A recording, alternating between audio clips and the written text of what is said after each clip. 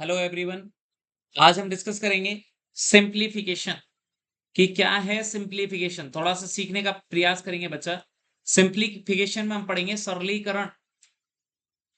सरलीकरण और सरलीकरण को बहुत आराम से समझने का प्रयास करेंगे। जैसे मैं पहले बता चुका हूं कि कोई भी जब आपको प्लस माइनस जो है मल्टीप्लाई और जो डिवाइड है उसको सॉल्व करना होता है तो एक फॉर्मूला लगाते हैं बॉड मास, उसी तरीके से सॉल्व करने होते हैं। कुछ क्वेश्चंस हैं वो किस तरीके से आते हैं मैं आपको सॉल्व करके दिखाता हूँ।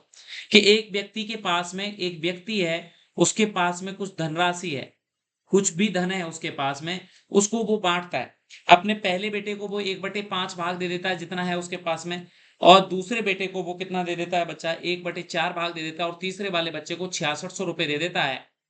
तो बताओ उसके पास कितना धन है। ऐसे क्वेश्चनों में हमेशा टोटली मान लीजिए कि उसके पास एक्स धन रहा, तो इन तीनों को जोड़ने पर एक्स आ जाएगा।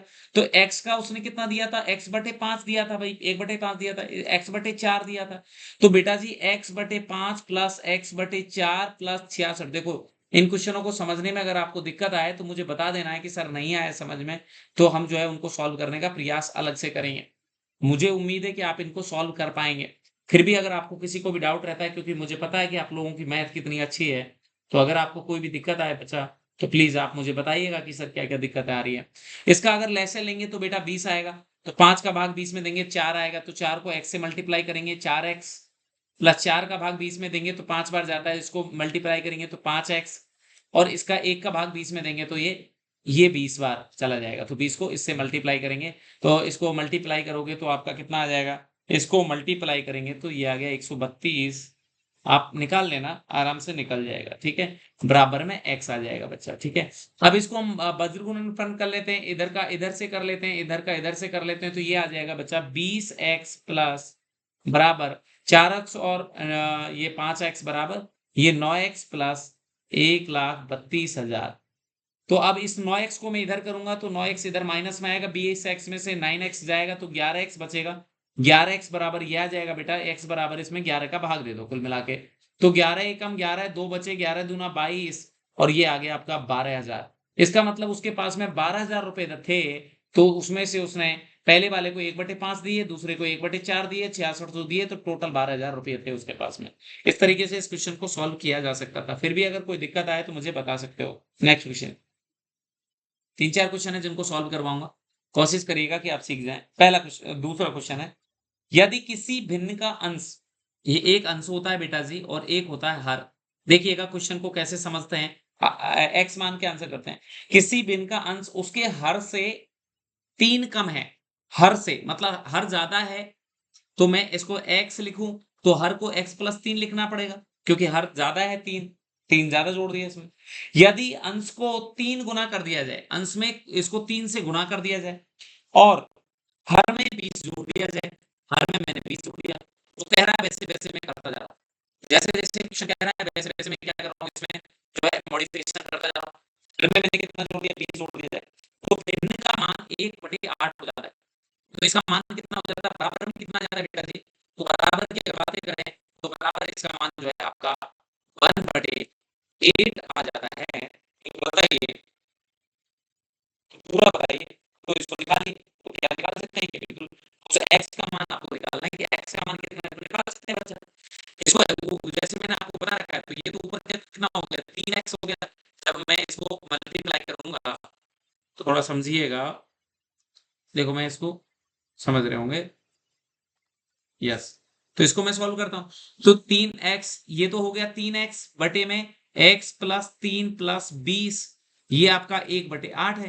तो इसको वज्र गुणनफल कर लो, इधर से इधर, इधर से इधर। तो बेटा इधर से इधर इसको करोगे 8 तिया 24x बराबर में x प्लस 3 प्लस 20, ये x इधर लाएगा, ये इधर प्लस है, इधर आएगा तो माइनस आएगा, 23x, इधर भी 23।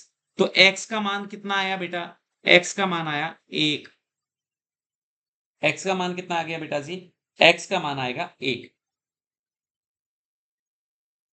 तो वो संख्या बतानी थी, तो वो संख्या निकालना बहुत इजी हो गया। ऊपर 1 है तो नीचे कितना होगा, x का मान 1 लिखा, तो इस संख्या को बताइए ना। तो x का मान जब 1 है तो संख्या होगी x प्लस, क्योंकि संख्या तो हमारी x बटे x प्लस 3 थी ना, तो 1/3 1 प्लस 3 बराबर 4, 1/4 इस संख्या का मान 1/4 आया। जिसको भी दिक्कत आए क्वेश्चनों में, घबराना नहीं है, डायरेक्टली मुझे कॉन्टैक्ट करें, सर ये क्वेश्चन मुझे नहीं आया, तो मैं उसको समझाने का प्रयास करूँगा। ठीक है? अभी हमारे पास बेटा क्लास में ज़्यादा समय नहीं है, तो मैं ज़्यादा विस्तृत नहीं कर सकता हूँ। सारे समय की जो है बहुत ज़्यादा किल्लत है, इसलिए प्लीज़ आप समझें और कोशिश करने का प्रयास करें। ठीक है ना? अगला अगला है एक खम्मे का 1/3 हिस्सा। एक खम्मे का 1/3 हिस्सा कहाँ पर है? कीचड़ में है। 1/4 हिस्सा जल में है और बचा हुआ हिस्सा 5 मीटर है। तो बताइए उसकी कुल कितनी लंबाई है? मैं कुल लंबाई माना कि x उसकी कुल लंबाई है और उसका 3 हिस्सा जो है पानी में है, 4 हिस्सा मतलब 3 हिस्सा कीचड़ में है, 4 हिस्सा 1/4 हिस्सा उसका पानी में है और 5 मीटर ये तो सबको जोड़ लो बेटा। तो ये x/3 प्लस x/4 प्लस 5 बराबर x। तो इसको अगर जोड़ोगे तो ये आंसर आ जाना चाहिए। इसको लूंगा मैं लघुत्तम समार तो 12 आएगा, 3 चौको 12 है, 4 से इसको मल्टीप्लाई करूंगा 4x, इसको करूंगा 3x, इसको करूंगा 12, 12 इंटू 5 करूंगा तो 60 बराबर x आया बेटा जी। तो अब इसको मैं क्या करूंगा? वज्र गुणनफल कर लेता हूं। तो ये आ गया 12x, जब 12 को इससे मल्टीप्लाई करूंगा 12x बराबर कितना आएगा? 4x plus 3x plus 60। 4 और 3 बेटा ये 7x होते हैं, जब 7x इधर जाएंगे तो ये आ जाएगा 7x, मतलब कि इसको 5x, 5x बराबर 60। तो x बराबर ये 5 जो है इसका भाग चला जाएगा तो 12 आंसर आ जाएगा। तो उसके पास में टोटल जो आपके खंभे की लंबाई थी वो 12 मीटर थी। 12 मीटर में से 1/3 इधर था, तो 1/3 का मतलब कितना हुआ? 12 का मतलब ये हुआ, तो 4 मीटर कीचड़ में धंसा हुआ था और इसकी जगह 12 लिखूंगा तो ये 3 मीटर उसका जो है पानी में था। 4 3 7 और 5 ये भार है, तो टोटल हो गया 12 मीटर। इस तरीके से आप क्वेश्चनों को सॉल्व कर सकते हैं। चलिए एक क्वेश्चन और सॉल्व करते हैं, 2 क्वेश्चन और टोटल सॉल्व करेंगे, उसके बाद जो है हम इसको कोशिश करेंगे। अगर मैं करूं किसी संख्या का दुगना करके उसमें 9 जोड़ा जाए तो इस प्रकार संख्या का तिगुना 75 के बराबर है, तो वह संख्या कितनी होगी? अब देखो, माना कि वो संख्या x मान लेता हूं, तो x का दुगना, तो क्वेश्चन देखो एक बार मैं क्वेश्चन लिख रहा हूं, किसी संख्या का दुगना, किसी संख्या का दुगना करके, किसी संख्या का दुगना करके उसमें 9 जोड़ा जाए, उसमें 9 जोड़ा जाता है, उसमें 9 जोड़ा जाता है, तो उस प्रकार प्राप्त संख्या का, प्राप्त संख्या का 3 गुना, तिगुना, तिगुना 75 के बराबर है, 75 के बराबर है, तो वह संख्या क्या है? बराबर है, तो वह संख्या क्या है? वह संख्या, तो जैसे जैसे क्वेश्चन ने बोला ना वैसे वैसे मैं लिखूंगा। किसी संख्या को मैं x मान लेता हूं, x का दुगना करके, तो x का दुगना कितना हो गया? 2x हो गया, उसमें 9 जोड़ दो, 9 जोड़ने पर उस प्रकार जो प्राप्त हुई, मतलब 2x प्लस 9 प्राप्त हुई, उसका तिगना करो, तो इस सारी संख्या का तिगना करो, तो उसका मान कितने के बराबर होता है? 75 के बराबर होता है, तो वो संख्या ज्ञात करो। निकल गया ना? तो अब सीधा है, 3 को इससे मल्टीप्लाई करेंगे, 3 इंटू 2x करेंगे तो 6x, 3 को इससे मल्टीप्लाई करेंगे तो 27, 9 3 27 बराबर कितना आ गया बच्चा? 75 आ गया। तो 6x बराबर 75 में से 27 घटाने हैं, तो ये आएगा।